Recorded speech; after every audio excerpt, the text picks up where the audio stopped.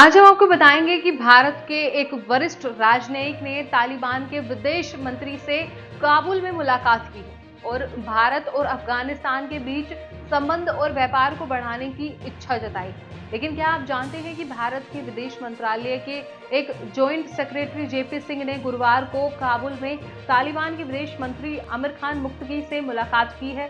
क्या आप जानते हैं कि इस मुलाकात में उन्होंने भारत और अफगानिस्तान के बीच राजनीतिक और आर्थिक सहयोग, ट्रांजिट मामलों और सुरक्षा के बारे में चर्चा की है।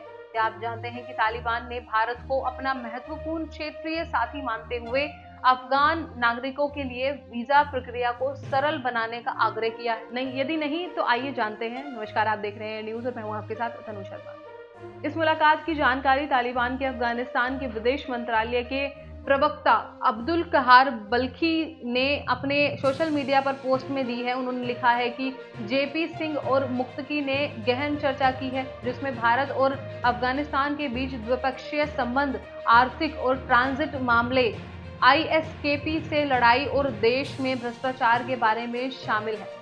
उन्होंने दावा किया है कि भारत अफगानिस्तान के साथ राजनीतिक और आर्थिक सहयोग को बढ़ाने में रुचि रखता है और चाबहार बंदरगाह के माध्यम से व्यापार को बढ़ाना चाहता है। बल्कि ने बताया कि मुक्तकी ने भारत के वरिष्ठ राजनयिक से अफगान नागरिकों के लिए वीजा जारी करने की प्रक्रिया को सुगम बनाने का आग्रह किया है।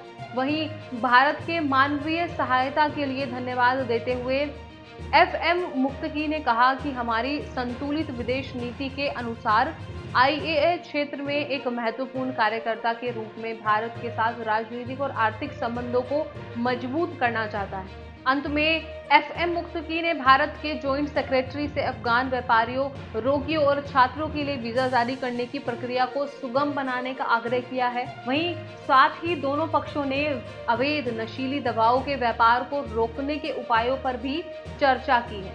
आपको बता दें कि यह मुलाकात काबुल में हुई थी। वहीं तालिबान ने 2021 में देश की सरकार के साथ लंबी लड़ाई के बाद अफगानिस्तान को कब्जे में लिया था। भारत ने अभी तक तालिबान की सरकार को मान्यता नहीं दी है, लेकिन भारत ने तालिबान के सत्ता में आने के बाद अफगानिस्तान के साथ अपने संबंधों को बहुत सतर्कता और विवेक से निभाया है।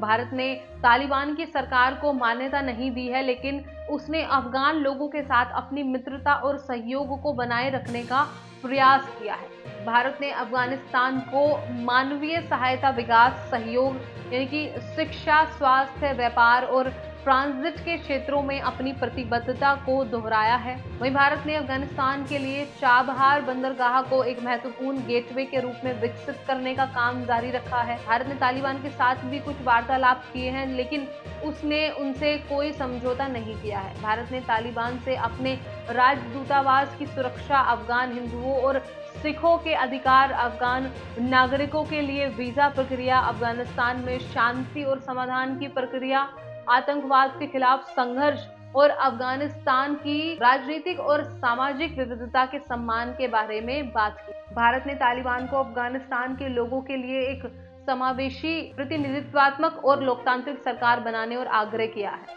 भारत ने अफगानिस्तान के साथ अपने संबंधों को अपने राष्ट्रीय हितों, मूल्यों और मानवतावाद के अनुसार निर्धारित किया है। वहीं भारत ने अफगानिस्तान के लिए एक शांतिपूर्ण, स्थिर, समृद्ध और बहुलवादी भविष्य की कामना की है। इस प्रकार भारत और अफगानिस्तान के बीच संबंधों में नई उम्मीदें जगी हैं।